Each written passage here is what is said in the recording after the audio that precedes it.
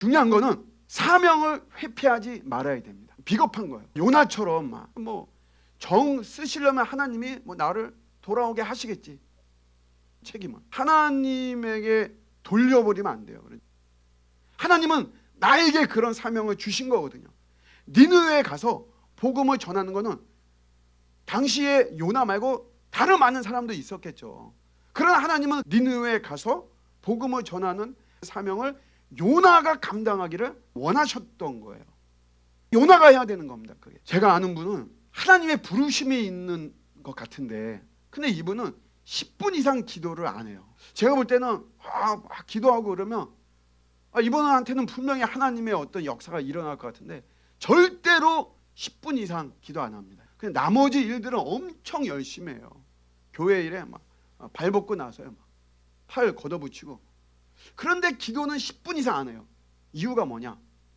자, 10분 이상 기도하면 하나님의 콜링이 임할 것 같아가지고.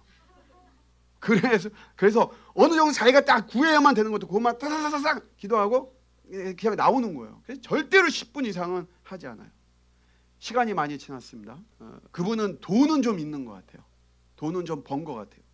그런데 결코 생기 있는 모습은 아니에요. 뭔가가 마른 뼈 같은 그런 느낌을 가졌어요. 여러분 사명을 회피하지 말고 차라리 감당할 능력을 달라고 기도하시기를 바랍니다. 나중에 후회하는 거는요. 내가 회피한 사명들이 훗날에 후회로 돌아오는 거예요. 저도 잘 몰랐을 때는 제가 영어를 놓친 게 되게 후회가 됐어요. 시간이 지나면서 보니까 아니에요. 영어 못해도 돼. 괜찮아. 주신 사명을 감당하지 못하면 그게 나중에 후회가 될 것 같아요. 제가 교정 선교나 아니 마곡의 직장인 선교나 제가 뭐 하려고 막 했던 건 아니에요. 교정 선교도 어느 날 저한테 뚝 떨어진 거예요. 마곡의 직장인 선교 10만 명이 있다고 그래요. 여러분 알다시피 저는 직장 생활을 제대로 한 것도 아니잖아요. 근데 어느 날 그 사람들의 영혼이 제 가슴에 들어오는 거예요. 뭔가 갈급해하는 어떤 그런 모습들. 제가 뭘 할 수 있겠어요. 그냥 무턱대고 그냥 하나님 마곡의 심장에 교회의 깃발을 꽂게 하시고 예배의 깃발을 꽂게 해주세요. 몇 년 동안 그냥 기도만 한 거죠. 근데 그거를 제가 하지 않으면 나중에 제가 후회가 될 것 같은 거예요.